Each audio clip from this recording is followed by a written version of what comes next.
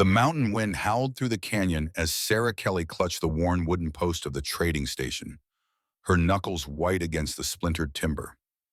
Behind her, voices rose in heated negotiation, but she could barely make out the words over the thundering of her own heartbeat. 20 pounds of flour. That was all she was worth to them. She's young, she's strong, and she knows her way around a kitchen. Her stepfather's voice carried on the wind, each word hitting her like a physical blow. Take her off my hands, and the debt's settled. Sarah pressed her forehead against the rough wood, feeling splinters catch in her dark hair. The November air bit through her thin cotton dress, the only decent thing she owned. She had known this day might come. Ever since her mother died last spring, leaving her alone with a man who saw her as nothing more than another burden. The voices behind her grew louder, more insistent. She could hear the trader, Peterson, haggling over her like she was livestock. Her stomach churned as she realized that, in his eyes, that's exactly what she was. I don't know about taking on a girl, Peterson was saying. What am I supposed to do with her? I got no use for a wife, and I sure don't need another mouth to feed through winter. She earns her keep, her stepfather replied quickly. Cooks, cleans, mends. You won't find better help this side of the territory. Sarah closed her eyes, remembering her mother's gentle hands teaching her to knead bread, to patch torn fabric, to make something from nothing. Her mother had taught her these skills with love, never imagining they would become the currency by which her daughter's freedom would be bartered away. The sound of boots on gravel made her turn. A tall figure approached through the swirling dust and dead leaves, leading a pack horse laden with supplies. Even from a distance, she could see this was not an ordinary traveler. His clothes were well made but practical, his horse well fed and properly shod. Most telling was the way he carried himself, with the quiet confidence of a man who had never known true want. As he drew closer, Sarah could make out more details.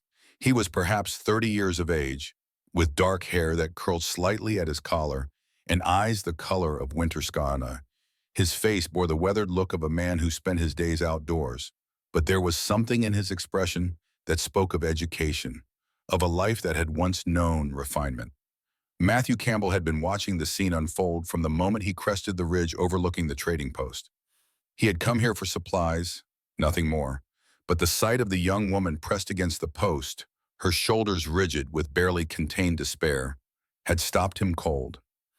He had seen enough of the world to recognize the signs of someone being sold into servitude. He had spent the last 5 years in these mountains, first searching for gold, like so many others, then staying because he had found something more valuable than precious metal. He had found peace, solitude, a life where a man's worth was measured not by his connections or his family name, but by his ability to survive and thrive in an unforgiving landscape. The voices from the trading post grew more animated, and Matthew could hear the desperation creeping into the older man's tone. This was clearly a man at the end of his rope, willing to trade away what might be his only remaining family member for the promise of survival through another winter. He tied his horse to the hitching post and approached the group slowly. The conversation did as the three men noticed his approach, and Sarah turned to look at him with eyes that held a mixture of hope and terror. Gentlemen, Matthew said, his voice carrying the cultured tones of his Eastern education despite years of mountain living, I couldn't help but overhear your discussion. Perhaps I might be of assistance. Peterson looked him up and down, taking in the quality of his clothes, the obvious value of his horse and gear. You looking to trade, mister? I got flour, beans, salt pork, fair prices. Actually, Matthew said, his gaze moving to Sarah's face, I was more interested in the young lady.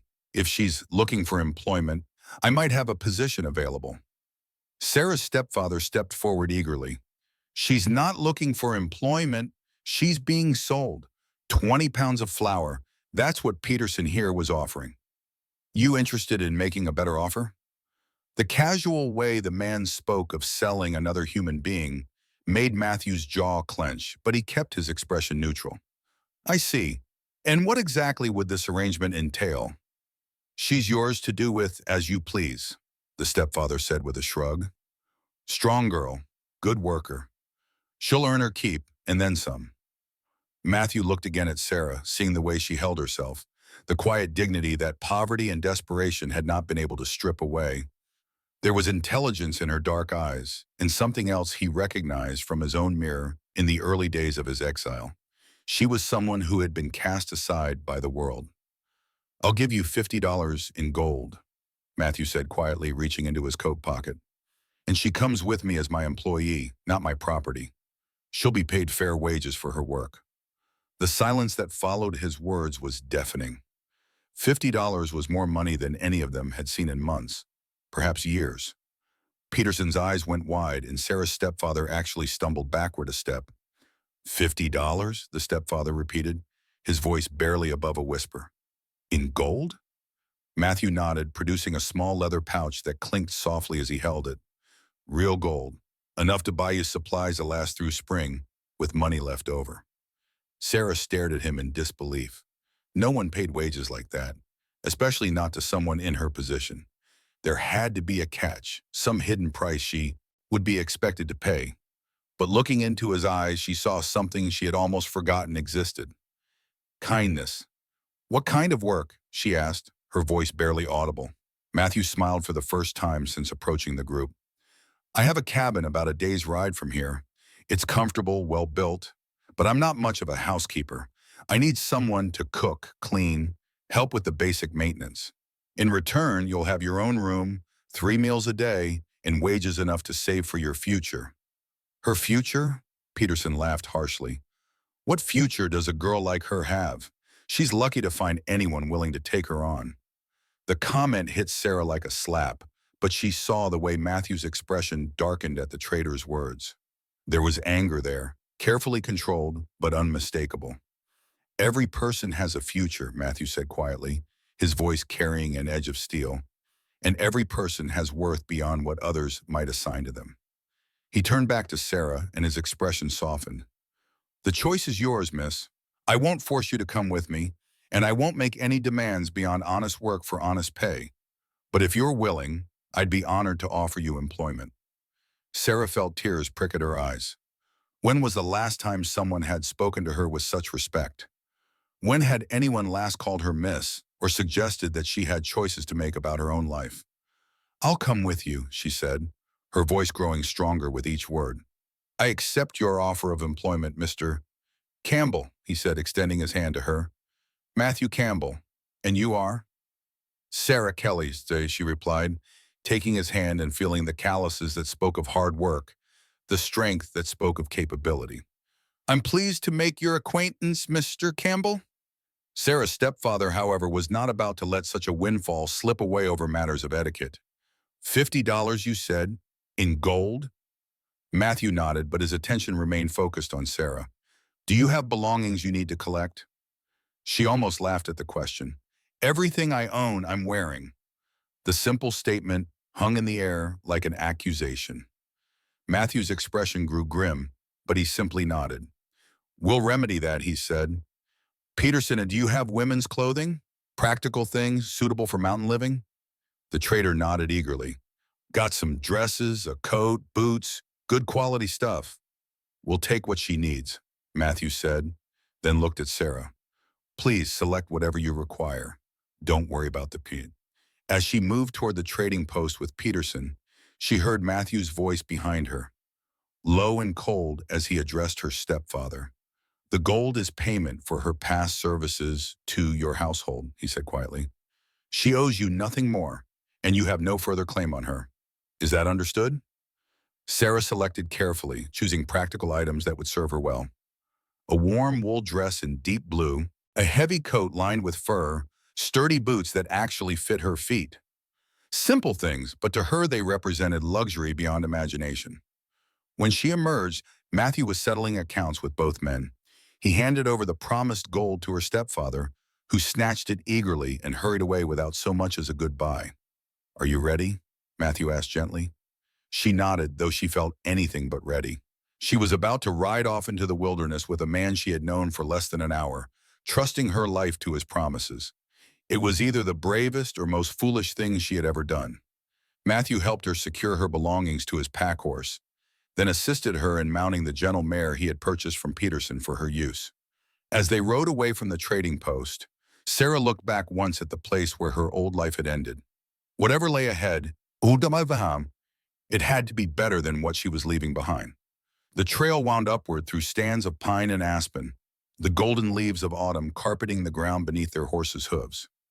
Matthew rode slightly ahead, setting a steady pace, occasionally glancing back to ensure Sarah was managing well. The silence between them was not uncomfortable, but it was filled with unspoken questions. Sarah found herself studying her new employer as they rode. He sat his horse with easy grace, but there was something about his bearing that spoke of a different life, a more refined existence. His clothes, while practical, were well tailored.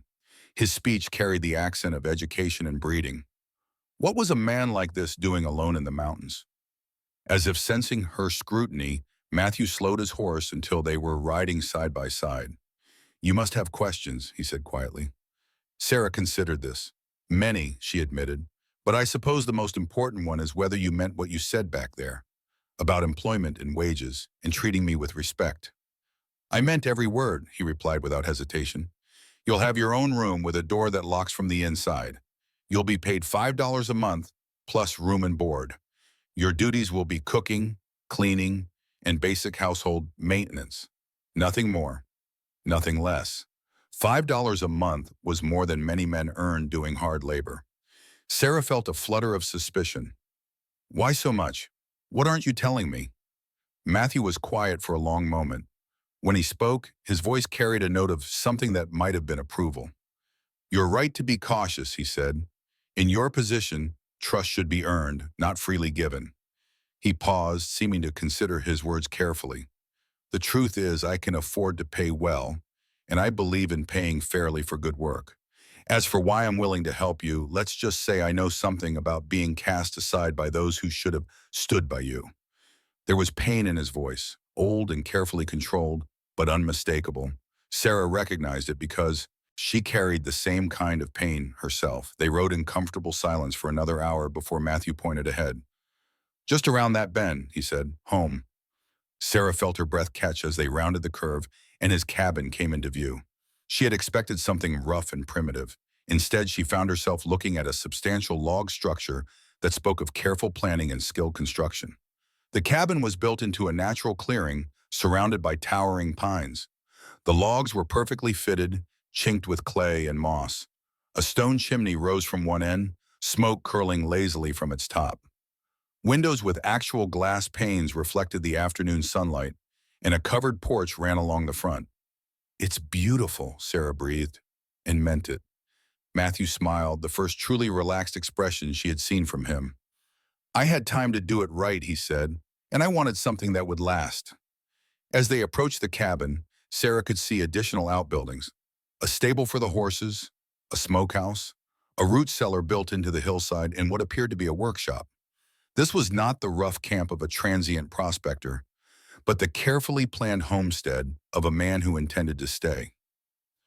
The interior of the cabin was even more impressive than the exterior. The main room was spacious and well-appointed, with a large stone fireplace dominating one wall. Comfortable furniture, clearly handmade but skillfully crafted, was arranged to take advantage of both the warmth of the fire and the light from the windows. Bookshelves lined another wall, filled with volumes that spoke of education and refinement.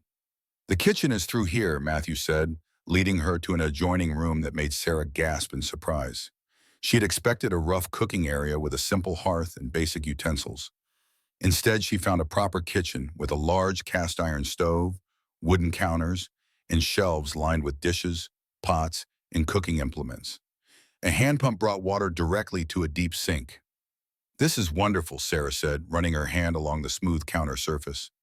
"I was hoping to feed 2 people comfortably," Matthew replied. "I'm afraid my cooking skills are limited to basic survival." "Your room is upstairs," he said, leading her to a staircase. The second floor contained 3 rooms. Matthew gestured to the largest.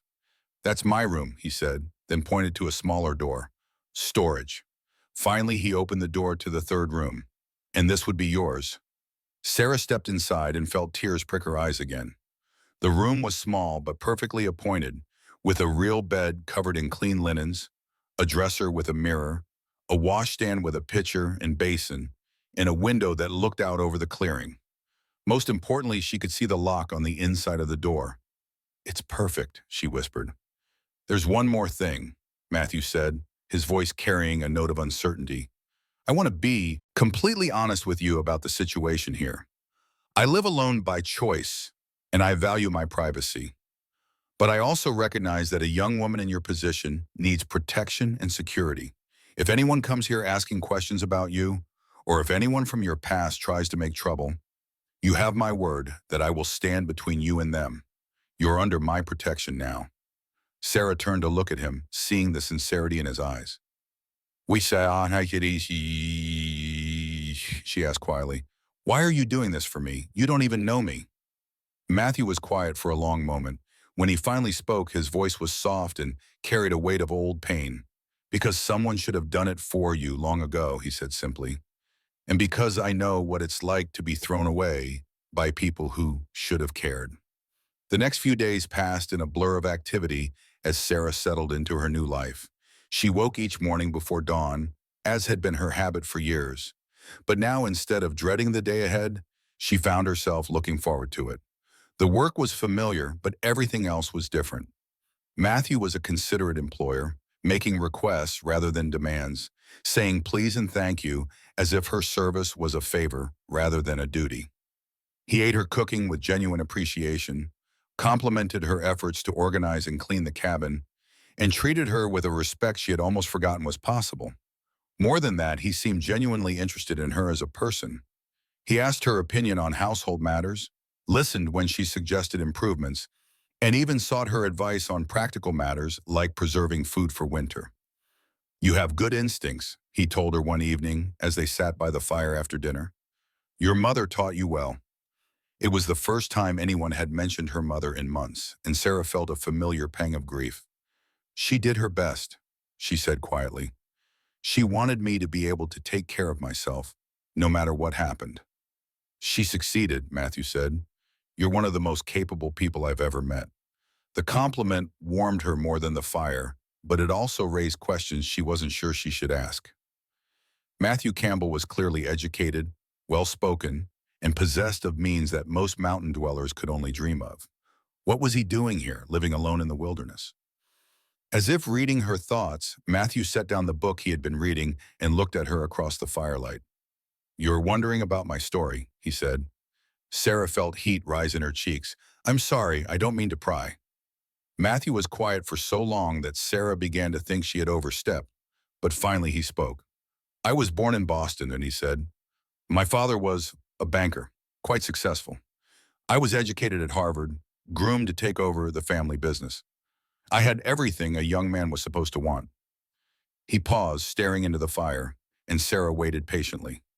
"I was engaged to be married," he said finally, "to a young woman from a good family, and then I discovered that she had been carrying on an affair with my best friend, not just a momentary indiscretion, but a long-term relationship. They had been laughing at me behind my back for months." Sarah felt a stab of sympathy. "I'm sorry," she said softly. "The worst part wasn't the betrayal itself," Matthew continued. "It was the reaction when I confronted them. My fiancée told me that she had never loved me, had only agreed to marry me for my family's money. My friend said he had done me a favor, and my parents urged me to forgive and proceed with the wedding anyway. They said that love was less important than maintaining our social standing." Sarah tried to imagine the pain of such betrayal. "What did you do?" "I left," Matthew said simply. "Walked away from all of it. The business, the family, the life that had been planned for me. I came west with nothing but what I could carry." "And you found gold," Sarah said. Matthew smiled ruefully. "I found gold, yes, enough to live comfortably for the rest of my life if I'm careful.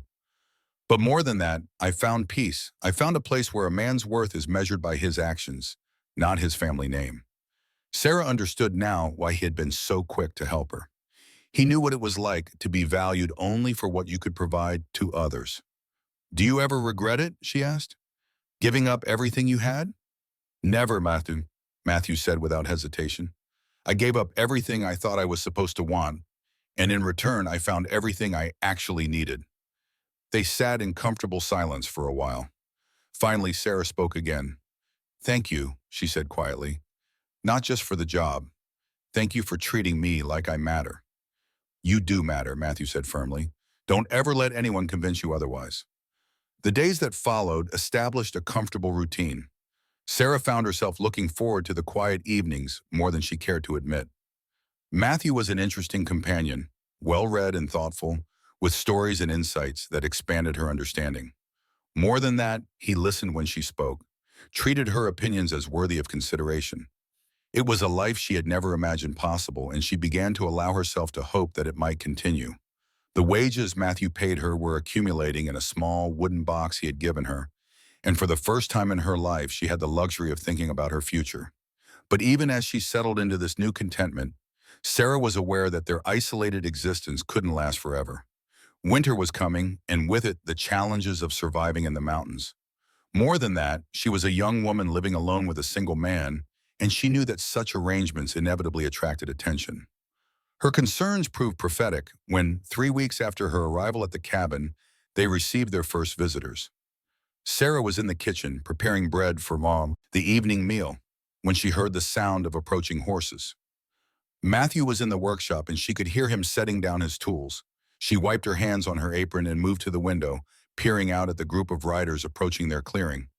There were 4 men, all rough-looking and heavily armed. Even from a distance, Sarah could see that these were not friendly social callers. Her heart began to race as she recognized one of the figures, Peterson, the trader from the outpost. She heard Matthew's boots on the porch as he stepped outside to greet the visitors. "Gentlemen," he said, his tone polite but wary, "what brings you to my property?" Peterson dismounted, and Sarah could see the calculating look in his eyes as he surveyed the cabin. "Heard you took on that Kelly girl," he said without preamble. "Thought we might check on her, make sure she's being treated proper." "Miss Kelly is my employee," Matthew replied, his voice carrying a note of steel. "She's being treated with complete propriety, I assure you." "Employee," one of the other men laughed harshly. "That what they're calling it now? Man doesn't pay $50 in gold for an employee." Sarah felt ice form in her stomach. She had hoped that the unusual nature of their arrangement would remain private, but clearly word had spread. "My business arrangements are my own concern," Matthew said calmly. "Miss Kelly is free to leave at any time if she chooses. She remains here of her own volition." "Is that so?" Peterson said, his voice taking on a mocking tone. "Well then, why don't we ask the lady herself? Kelly, come out here, girl." Sarah felt her hands trembling as she untied her apron. She opened the front door and stepped onto the porch, staying close to Matthew's side. The 4 men looked her up and down with expressions that made her skin crawl. "Well now," Peterson said, his eyes lingering on her in a way that made her want to hide. "You're looking mighty fine, girl. Mountain air must agree with you." "Miss Kelly," Matthew said quietly, not taking his eyes off the visitors, "these gentlemen claim to be concerned about your welfare. Would you like to tell them how you've been treated here?" Sarah lifted her chin, drawing on reserves of courage she hadn't known she possessed. "Mr. Campbell has been nothing but respectful and generous," she said clearly. "I am well-fed, properly housed, and fairly compensated for my work. I have no complaints about my situation." "Fairly compensated," one of the other men repeated with a leer. "I bet you are, honey. $50 is a lot of money for cooking and cleaning." The implication in his words was unmistakable, and Sarah felt her face burn with shame and anger. But before she could respond, Matthew stepped forward, his hand moving to rest on the gun at his hip. "I'll ask you to watch your tongue when speaking to the lady," he said quietly, but his voice carried a dangerous edge. Peterson held up his hands in mock peace. Now, Campbell, no need to get hostile. We're just concerned citizens, making sure a young woman isn't being taken advantage of." "Your concern is noted," Matthew replied, "and now you can leave my property." "Actually," Peterson said, his expression growing more serious, "we can't do that just yet. You see, there's been some talk in town about your arrangement here. Some folks are saying it's not proper. A single man and a young woman living together without benefit of marriage. There's talk of bringing in the territorial authorities." Sarah felt her blood turn to ice. If the authorities got involved, if they decided that her living situation was improper or immoral, she could be arrested, jailed, or worse. "What do you want?" Matthew asked bluntly. Peterson smiled, but there was no warmth in the expression. Well, it seems to me that the simplest solution would be for the girl to come with us. We could find her a more, shall we say, conventional arrangement. No, Sarah said firmly, surprising herself with the strength in her voice. I will not go with you. Now, girl, Peterson said, his tone becoming threatening, you don't really have a choice in the matter. You're unmarried, you have no family to speak for you, and you're living in sin with a man who's not your husband. The law is also clear about a person's right to choose their own employment, Matthew said. Miss Kelly is here voluntarily as my employee. She's committed no crime, and neither have I. That's a matter of interpretation, Peterson replied, and I think the authorities might see it differently. The tension in the clearing was thick. Sarah could see that Matthew was preparing for trouble, but she also knew that 4 armed men were more than even someone of his capabilities could handle. There might be another solution, she said quietly, the words coming from some deep well of desperation and determination. What if we were married? The silence that followed her words was deafening. Matthew turned to stare at her, his eyes wide with surprise. Married? Peterson repeated. Yes, Sarah said, her voice growing stronger. If Mr. Campbell and I were to marry, there would be nothing improper about our living arrangement. No grounds for interference from the authorities. She looked at Matthew, trying to communicate with her eyes that this was a practical solution, not a romantic proposal. Matthew studied her face for a long moment. Finally, he nodded slowly. Miss Kelly is right, he said. If we were married, there would be no question about the propriety of our arrangement. Peterson's face darkened. You can't just decide to get married on the spot. There are procedures, licenses, waiting periods. Actually, Matthew said, a slight smile playing at the corners of his mouth, territorial law allows for common law marriage under certain circumstances. If we declare our intention to be husband and wife in front of witnesses, and if we live together as a married couple, the union is legally recognized. Sarah felt her heart pounding as she realized what they were about to do. It was a desperate gambit, a marriage of convenience designed to protect them both, but it was also an irrevocable step that would change both their lives forever. I, Matthew Campbell, he said formally, taking her hand in his, take you, Sarah Kelly, to be my lawful wedded wife for better or worse, for richer or poorer, in sickness and in health, until death do us part. Sarah's voice trembled slightly as she repeated the words. I, Sarah Kelly, take you, Matthew Campbell, to be my lawful wedded husband, for better or worse, for richer or poorer, in sickness and in health, until death do us part. The 4 men sat their horses in stunned silence. Peterson's face was red with anger and frustration, but there was little he could do. A married couple living together was perfectly respectable, and he had just witnessed their vows. Well, he said finally, his voice tight with barely controlled rage, I suppose congratulations are in order. Thank you, Matthew replied calmly. Now, if you'll excuse us, my wife and I have things to attend to. The word wife sent a shiver through Sarah, but she maintained her composure as the 4 men reluctantly prepared to leave. Peterson lingered for a moment, his eyes moving between Sarah and Matthew with obvious suspicion. This isn't over, he said quietly. Marriage of convenience or not, there are still questions about how you acquired the money to buy her in the first place. With that ominous warning, he spurred his horse and rode away. Sarah and Matthew stood on the porch, watching until the riders disappeared into the trees. Well, Matthew said finally, his voice carrying a note of wry humor, that wasn't how I expected this day to go. Sarah felt suddenly awkward, uncertain of how to behave now that their relationship had been fundamentally altered. I'm sorry, she said quietly. I know this wasn't what you wanted when you offered me employment. I just couldn't think of any other way to protect us both. Matthew turned to look at her, his expression serious but not unkind. You don't need to apologize, he said. It was quick thinking and probably our best option under the circumstances. The question now is how we proceed. Sarah felt heat rise in her cheeks as she considered the implications. I want you to know, she said quickly, I don't expect anything to change between us. This is still a business arrangement, just with a different legal status. Matthew was quiet for a long moment. When he spoke, his voice was gentle. Sarah, he said, using her first name for the first time, we need to talk about what this means, practically speaking. We're married now in the eyes of the law and anyone who might be watching. We need to present a convincing appearance of being a real couple, or Peterson and his friends will be back with more questions. Sarah nodded, understanding the logic even as her heart raced. What do you suggest? For now, we continue as we have been, Matthew said. You keep your room, I keep mine.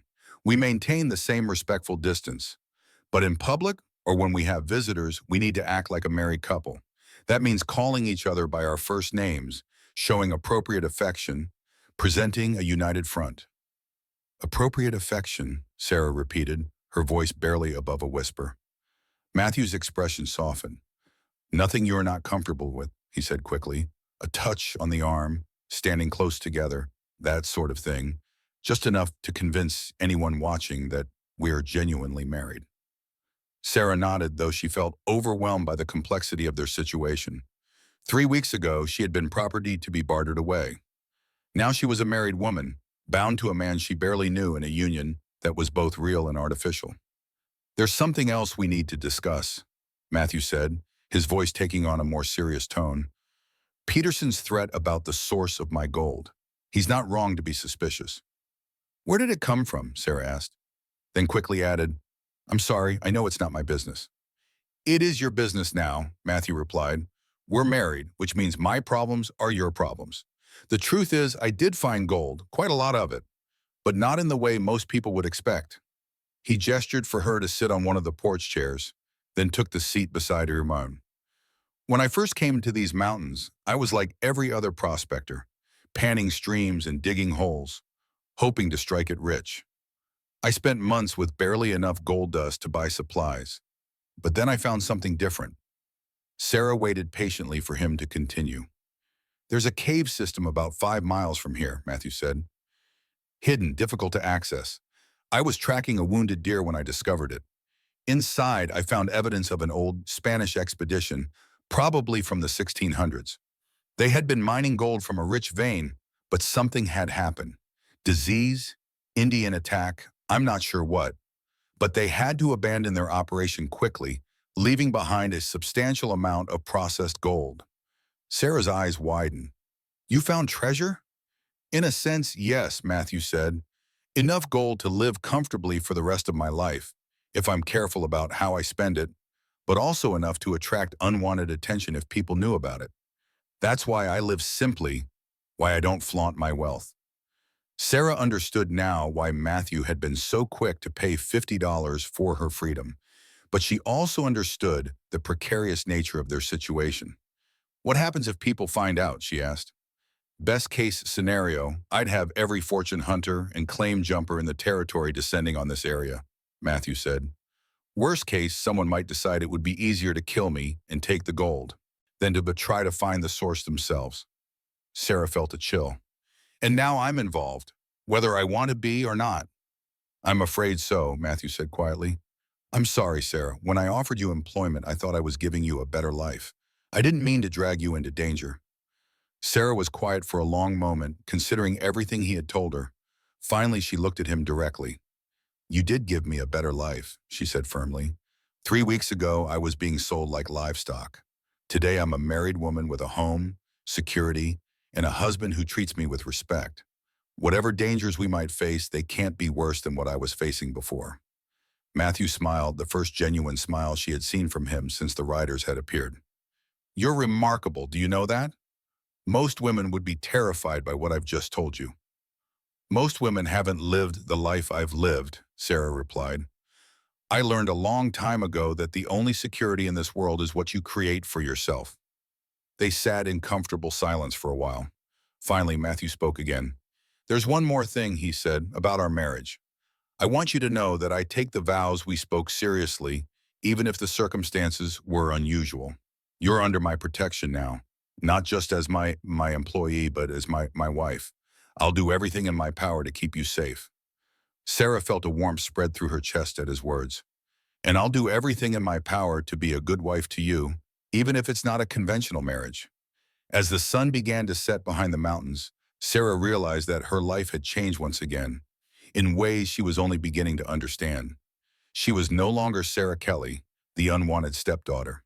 She was Sarah Campbell, wife of a wealthy and mysterious man, partner in a dangerous secret, and for the first time in her life, she felt like she truly belonged somewhere.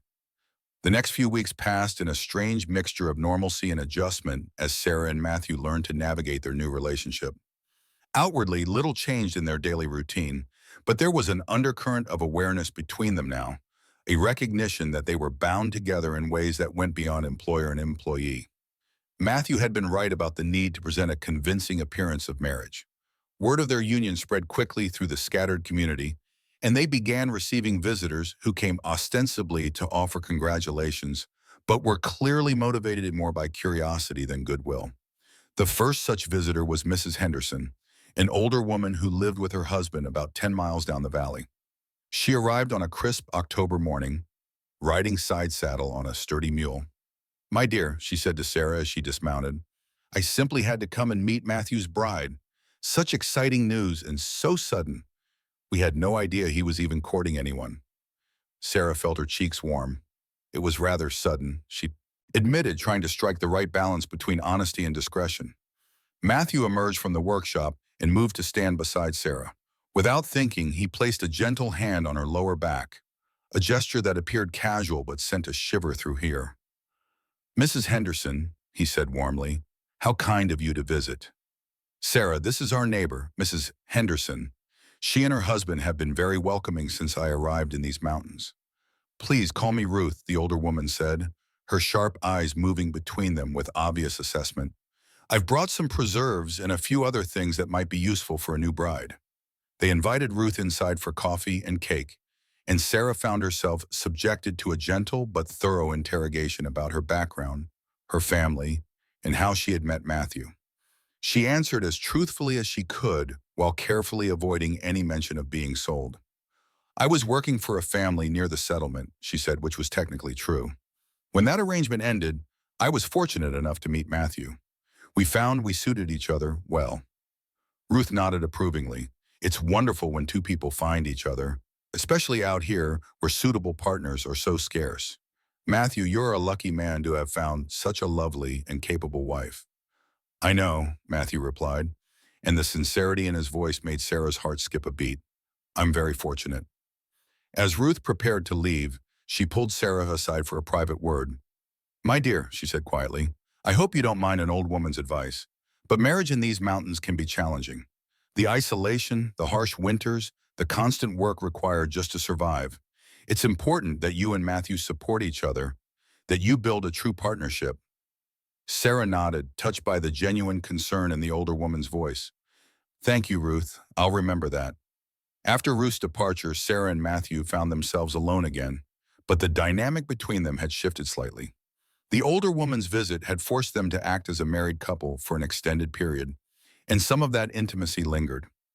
"You handled that well," Matthew said as they cleaned up. "Ruth is a kind woman, but she's also the valley's primary source of news and gossip. Whatever impression we made on her will be shared with everyone she meets." "What kind of impression do you think we made?" Sarah asked.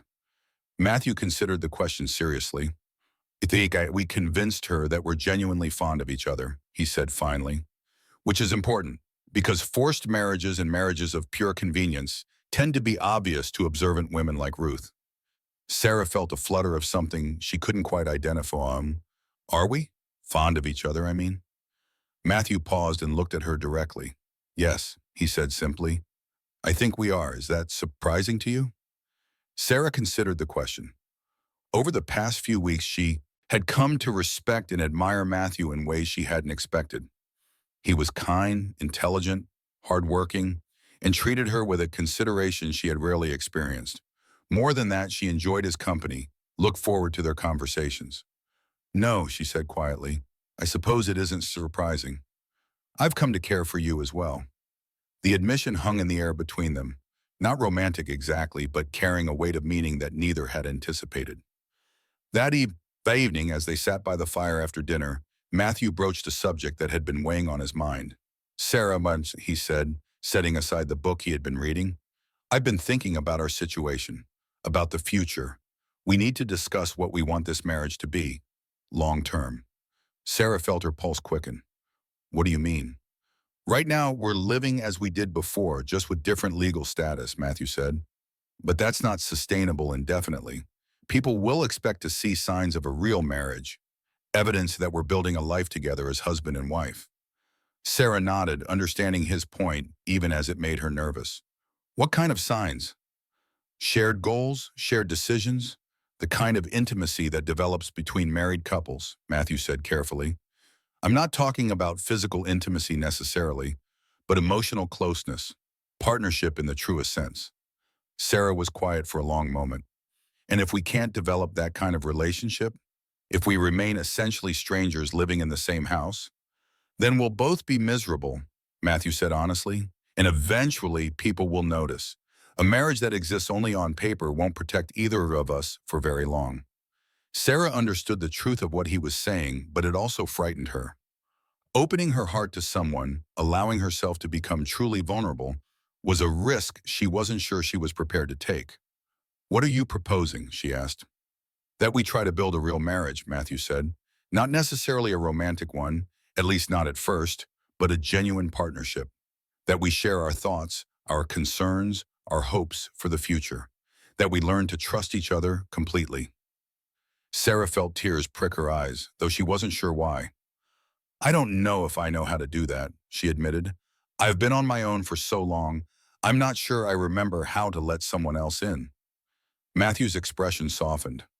Neither do I, he said quietly. But I think we can learn together if we're both willing to treat it at me. Sarah looked at this man who had rescued her from a life of servitude, who had married her to protect her from threats she couldn't face alone, who was now offering to build something real and lasting with her. It was more than she had ever dared to hope for. Yes, she said finally. I'd like to try.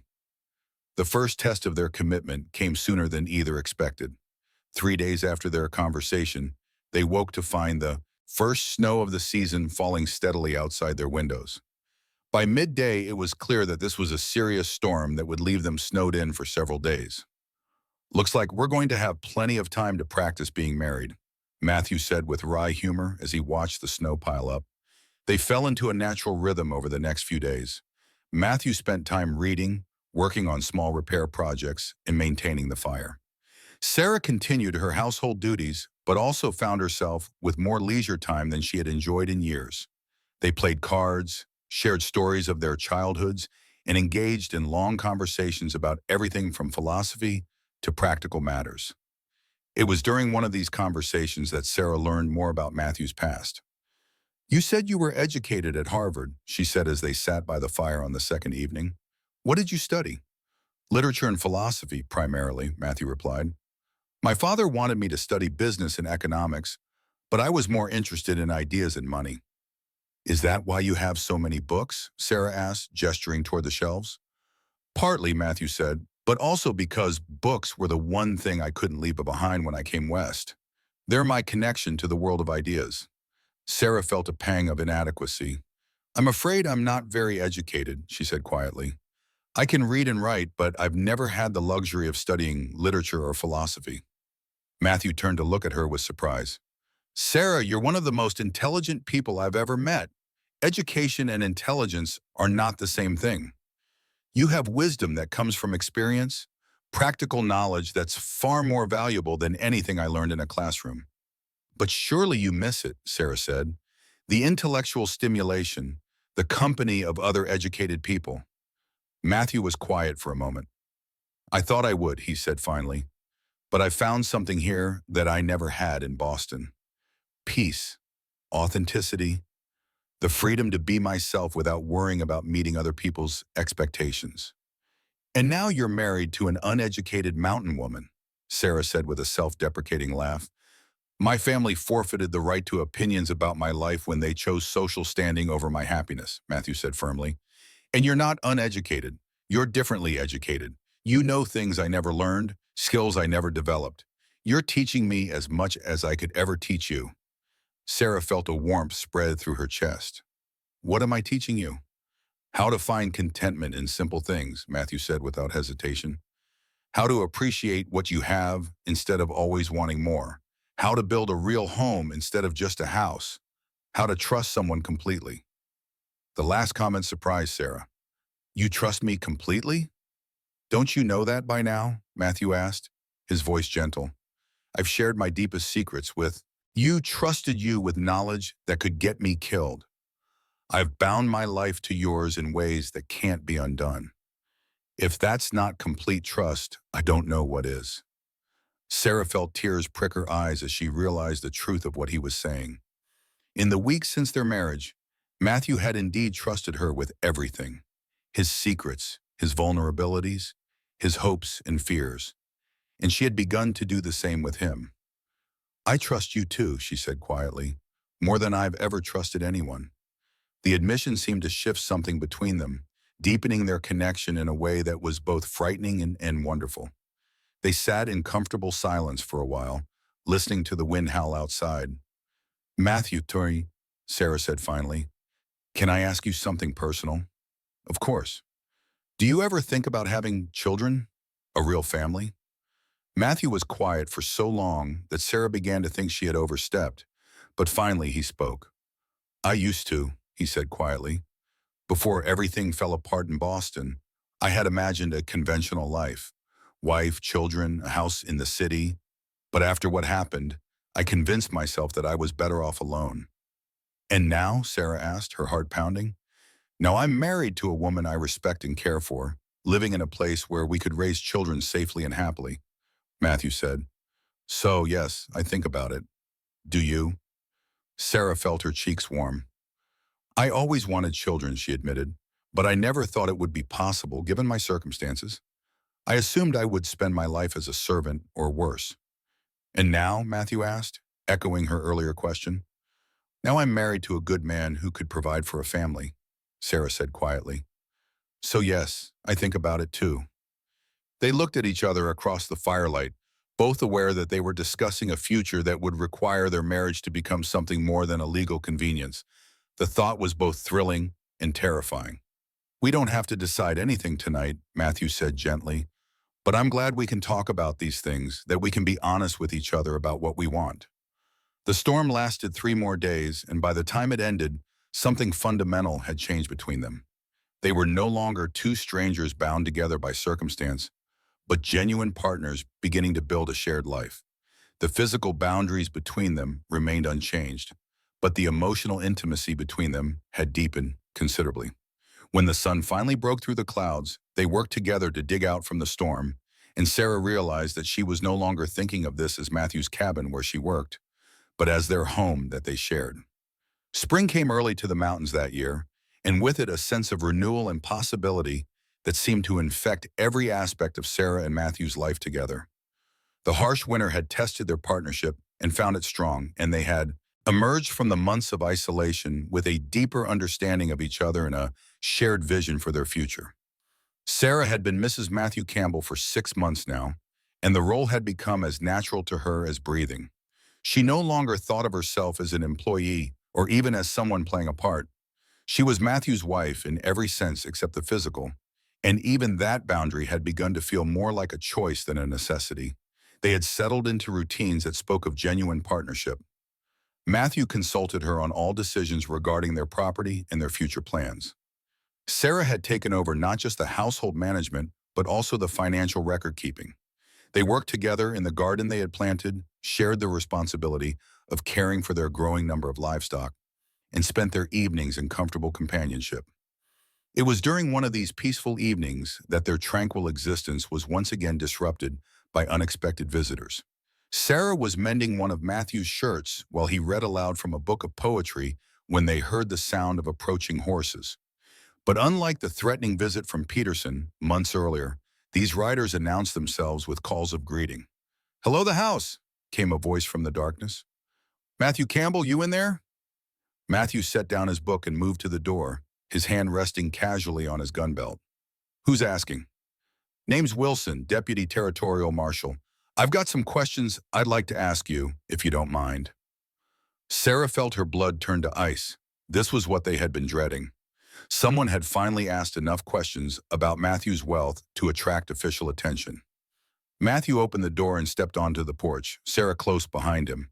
In the light spilling from the cabin, they could see 3 men on horseback. The speaker was a middle-aged man with a badge pinned to his coat, flanked by two younger deputies. "Marshal Wilson," Matthew said calmly, "what brings you to my property?" "Like I said, just some questions," Wilson replied, dismounting. "Mind if we come inside? It's been a long ride, and my men could use some coffee." Sarah and Matthew exchanged glances. Refusing hospitality would only make them appear suspicious, but inviting them inside would give the marshal an opportunity to observe their living situation. "Of course," Matthew said finally. "Sarah, would you put on some coffee for our guests?" Sarah nodded and moved to the kitchen while Matthew invited the three men inside. She could hear them settling into chairs around the main room. "Nice place you have here," Marshal Wilson was saying. "Must have cost a fair bit to build." "I've been fortunate in my mining efforts," Matthew replied carefully.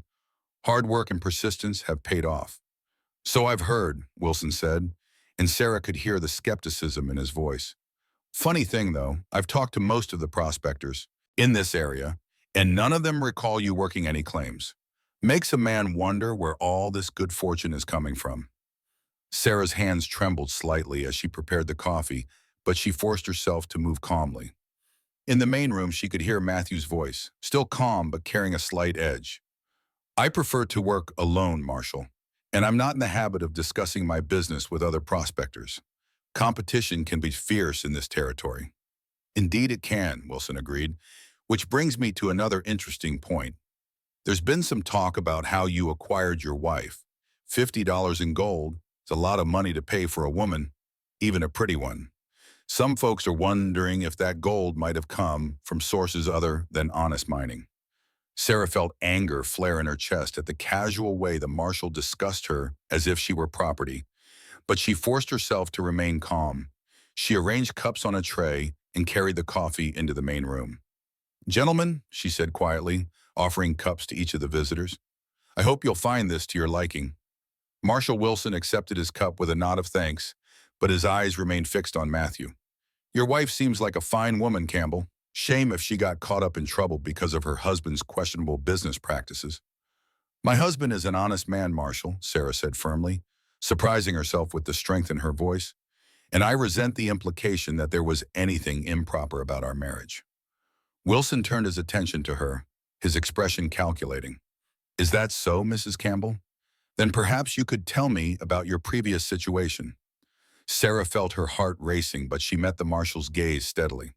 "My stepfather was unable to support me after my mother's death. When I met Matthew, he offered me honest employment, and we discovered we were well suited to each other. Our marriage was a natural development of mutual affection and respect."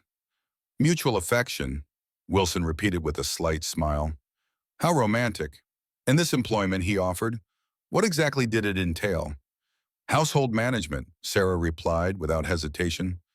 "Cooking, cleaning, the kinds of tasks any wife would perform." "For $50 in gold," Wilson said. "That's mighty generous wages for household work."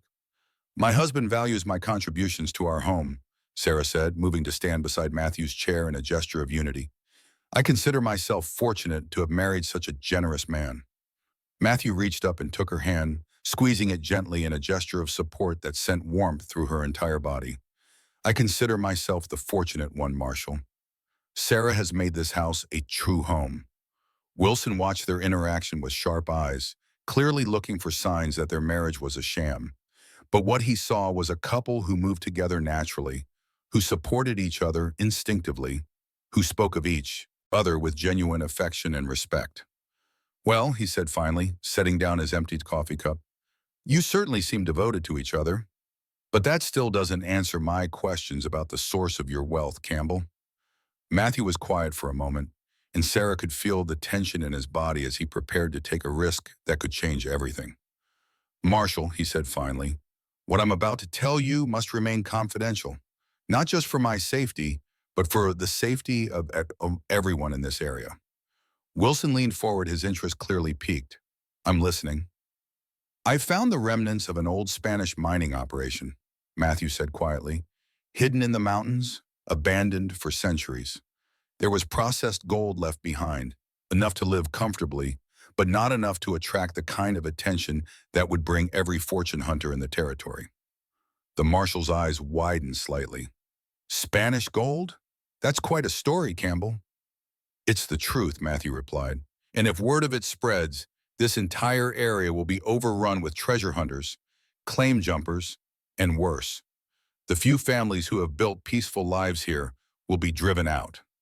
Sarah held her breath as Wilson considered Matthew's words. Finally, the marshal nodded slowly. I can see how that might be a problem, he said, and it would explain your reluctance to discuss your business with others. But I'll need proof, Campbell. I can't just take your word for something like this. Matthew nodded as if he had expected this request. Sarah, would you bring me the small wooden box from the bedroom? Sarah's heart pounded as she realized what Matthew was doing. He was going to show the marshal actual Spanish gold, proof that his story was true. It was a tremendous risk, but perhaps their only chance of ending the official scrutiny once and for all. She returned with the box, a small carved container she had seen Matthew handle carefully on several occasions. He opened it to reveal several gold coins, clearly old and bearing Spanish markings. Wilson picked up one of the coins, examining it closely in the lamplight. His deputies leaned forward to get a better look, their expressions showing a mixture of awe and greed. This is genuine, Wilson said finally. Spanish colonial, probably 17th century, worth a considerable amount to collectors, even beyond the gold content. Which is why I've been so careful about how I spend it, Matthew said, and why I would appreciate your discretion in this matter. Marshal Wilson studied the coin for a long moment before carefully placing it back in the box. Sarah could see the internal struggle playing out on his face. The conflict between his duty as a law enforcement officer and his understanding of the practical implications of Matthew's situation. This puts me in a difficult position, Campbell, he said finally. On one hand, you have answered my questions about the source of your wealth. On the other hand, this kind of discovery should probably be reported to the territorial authorities. With respect, Marshal, Matthew said quietly, what would be the point? The site has been completely excavated. There's no more gold to be found. All that reporting it would accomplish is to bring unwanted attention to this area and put my family in danger. Wilson nodded slowly, clearly seeing the logic in Matthew's argument. And if I were to verify your story, check this site myself, I'd be happy to show it to you, Matthew replied without hesitation. Though I'd ask that your deputies remain here with my wife while we're gone. The terrain is treacherous. Sarah realized that Matthew was being extremely clever. By offering to show the marshal the site, he was demonstrating that he had nothing to hide. By suggesting that the deputies stay behind, he was ensuring that only one person would know the exact location. That seems reasonable, Wilson said after a moment. We could ride out tomorrow morning if the weather holds. Of course, Matthew agreed, though I should warn you it's a full day's ride there and back. We'd need to leave early. As the evening progressed, Sarah found herself impressed by the way Matthew handled the situation. He answered the marshal's questions honestly but carefully, providing enough information to satisfy official curiosity without revealing details that could put them in danger. When the marshal and his deputies finally prepared to leave, having accepted Matthew's invitation to camp nearby for the night, Wilson turned to Sarah with what might have been an apologetic expression. Mrs. Campbell, he said, I hope you understand that I had to ask these questions. There have been rumors, and it's my job to investigate when citizens raise concerns. I understand, Marshal, Sarah replied, though she couldn't keep a note of coolness from her voice. But I hope you also understand that those rumors have been hurtful to my husband and myself. We're trying to build a quiet life together, and gossip makes that more difficult. Wilson nodded. I'll do what I can to put the rumors to rest. If your husband's story checks out tomorrow, I see no reason for further official interest in your affairs. After the lawmen had left to make their camp, Sarah and Matthew sat by the fire in thoughtful silence. Finally, Sarah spoke. Are you really going to show him the cave? She asked. I have to, Matthew replied. It's the only way to convince him that I'm telling the truth. And once he sees that the site has been completely worked out, he'll understand why keeping it secret is the best policy for everyone involved. Sarah nodded, understanding the logic even as she worried about the risk. What if he decides to report it anyway? Then we'll deal with whatever comes, Matthew said simply. But I think Wilson is a practical man. He can see that making this public would cause more problems than it would solve. Sarah moved closer to Matthew on the settee, seeking comfort in his presence. Without thinking, he put his arm around her, and she leaned into his warmth. It was the most physically intimate they had been since their marriage, but it felt natural and right. "I was proud of you tonight," Matthew said softly. "The way you handled Wilson's questions, the way you supported me, you were magnificent." Sarah felt warmth spread through her chest at his praise. "We're partners," she said simply. "That's what partners do." "Yes," Matthew agreed, his voice carrying a note of wonder. "We are partners, aren't we? In every sense of the word." They sat together in comfortable silence, both aware that their relationship had crossed another threshold. The physical barrier between them was still intact, but the emotional intimacy they shared was deeper than many marriages ever achieved. The next morning dawned clear and cold, perfect weather for the journey Matthew and Marshall Wilson would make to the hidden cave. Sarah prepared an early breakfast and packed supplies for their day-long ride, while Matthew readied the horses. Before they departed, Matthew took Sarah aside for a private word on an event. "If something happens," he said quietly, "if we don't return or if there's trouble, I want you to know that these months with you have been the happiest of my life. You've given me something I never thought I'd have again. Hope." Sarah felt tears prick her eyes. "Nothing's going to happen," she said firmly. "You're going to show the marshal the cave. He's going to be satisfied with your explanation, and you're going to come home to me." Matthew smiled and, without thinking, leaned down to kiss her forehead. It was a gentle, affectionate gesture, but it sent a shock of awareness through both of them. "I love you, Sarah," he said softly, the words seeming to surprise him as much as they surprised her. Sarah felt her heart stop for a moment before beginning to race. "I love you too," she whispered, realizing as she said it that it was completely true. They looked at each other for a long moment, both aware that they had just acknowledged feelings that would change their marriage forever. But before they could explore the implications, Marshall Wilson's voice called from outside. Matthew squeezed Sarah's hands gently. "We'll talk about this when I get back," he said. "Yes," Sarah agreed, her voice barely above a whisper. "We will." She watched from the porch as Matthew and the marshal rode away, her heart full of love and hope and fear. The two deputies who had remained behind were polite but distant, clearly more interested in exploring the property than in making conversation with her. As the hours passed, Sarah found herself unable to concentrate on her usual tasks. She cleaned the same surfaces multiple times, started and abandoned several cooking projects, and found herself constantly moving to the windows to look for signs of the returning riders. It was late, afternoon, when she finally heard the sound of approaching horses. She rushed to the porch to see Matthew and Marshall Wilson riding into the clearing, both men looking tired but satisfied. "How did it go?" she asked as Matthew dismounted. "Exactly as I hoped," Matthew replied, his eyes meeting hers with an expression that spoke of relief and something deeper. "The marshal is satisfied with my explanation." Wilson approached the porch, his expression respectful but final. "Mrs. Campbell, your husband has been completely honest with me. I see no reason for further official interest in your affairs. I'll be filing a report that closes this investigation." "Thank you, Marshal," Sarah said, meaning it sincerely. As the lawmen prepared to depart, Wilson offered one final piece of advice. "Campbell, if I were you, I'd be very careful about how I spend that gold in the future. The less attention you attract, the better off you'll be." "I understand," Matthew replied. "My wife and I value our privacy." After the marshal and his deputies had ridden away, Sarah and Matthew found themselves alone again. But the atmosphere between them was charged with new awareness. They had confessed their love for each other that morning, and now they had to decide what that meant for their future. "So," Matthew said as they stood together on the porch, "we survived another crisis." "Yes," Sarah agreed, "we did, together." They looked at each other, both aware that they were standing at a crossroads.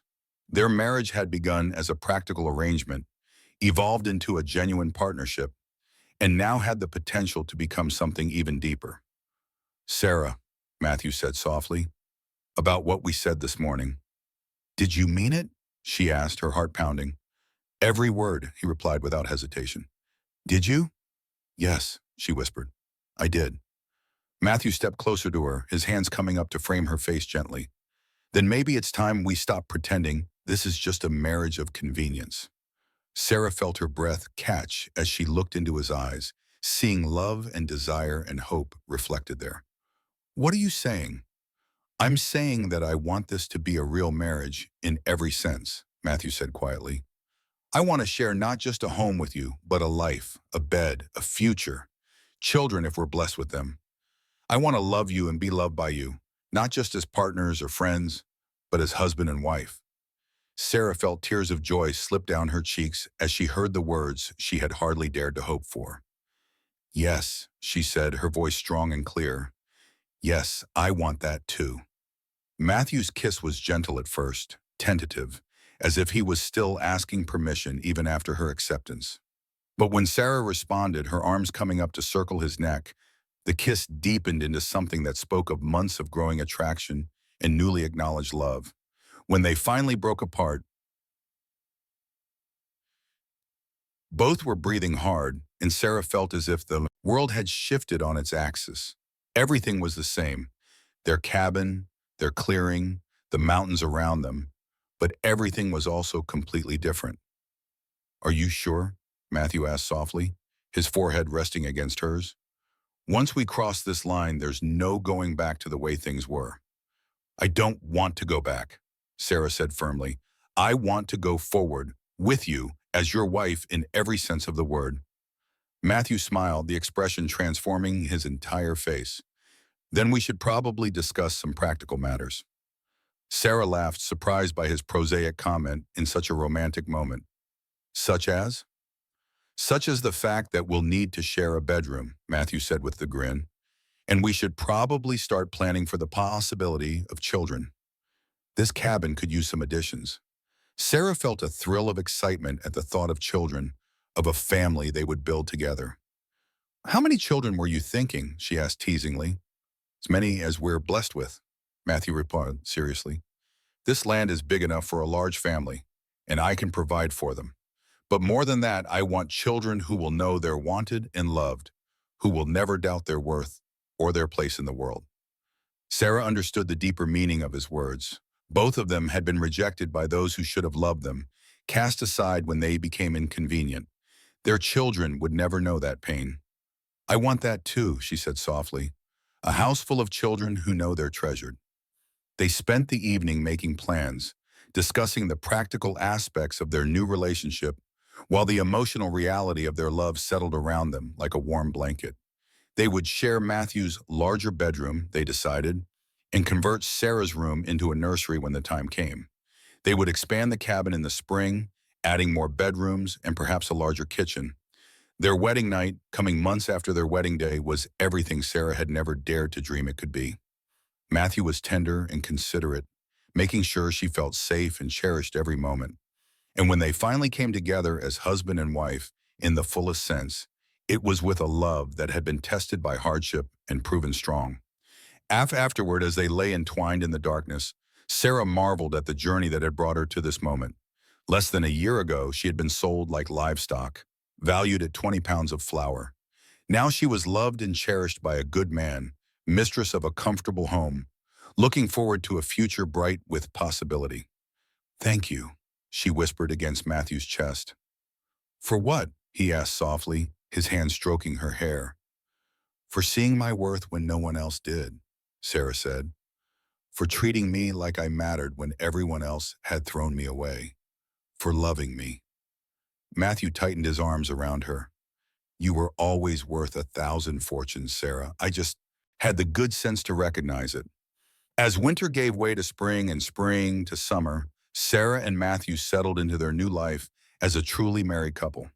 Their love deepened with each passing day, strengthened by shared work, shared dreams, and the growing certainty that they had found in each other everything they had ever wanted. By autumn, Sarah was carrying their first child, and Matthew had begun work on the cabin expansion they had planned.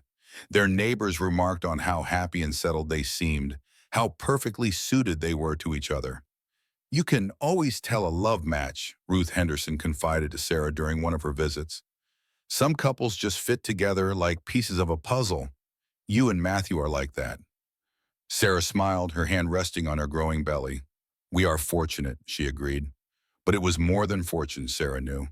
It was the miracle of two people who had been broken by life finding in each other the healing and wholeness they had both thought lost forever. Matthew had saved her from a life of servitude and degradation, but she had saved him too, from the loneliness and bitterness that had threatened to consume him. Their child was born on a snowy February morning, a healthy son with his father's dark hair and his mother's determined spirit. They named him David, and as Sarah held him for the first time, she marveled at the perfection of this small person they had created together. "He's beautiful," Matthew whispered, his voice thick with emotion as he looked down at his son. "Perfect." "He's ours," Sarah said softly. And in those two words was all the wonder and gratitude she felt for the life they had built together. As the years passed, David was joined by two sisters and another brother. The cabin grew to accommodate their expanding family, and the clearing rang with the sounds of children's laughter. Matthew proved to be a devoted father, patient and loving, always ready with a story or a lesson. Sarah bloomed in her role as mother and wife, finding in her children the purpose and fulfillment she had always sought. On their 10th wedding anniversary, as they sat on their porch watching their children play in the yard, Sarah reflected on the incredible journey that had brought them to this moment of perfect contentment. "Do you ever think about what would have happened if you hadn't come to that trading post that day?" she asked Matthew. Matthew considered the question seriously, as he always did. "Sometimes," he admitted, "but not with regret, only with gratitude. Every choice I made, every twist of fate that brought me to that place at that moment, led me to you. I wouldn't change a single thing." Sarah smiled, her hand finding his and intertwining their fingers. "Not even the part where you paid $50 for a woman you'd never met?" "Especially not that part," Matthew said with a grin. "It was the best investment I ever made. You were worth 1,000 fortunes then, and you're worth 1,000 fortunes now." As the sun set behind the mountains, painting the sky in shades of gold and pink, Sarah Campbell looked out at the life she and Matthew had built together and knew that she was, finally and forever, exactly where she belonged. The girl who had once been sold for a bag of flour had become a woman of immeasurable worth, not because someone had finally recognized her value, but because she had learned to recognize it herself. Their love story had begun with a transaction, but it had become something infinitely more precious than gold. It had become a testament to the power of love to transform lives, to heal wounds, and to create from the ashes of broken dreams something beautiful and lasting and true.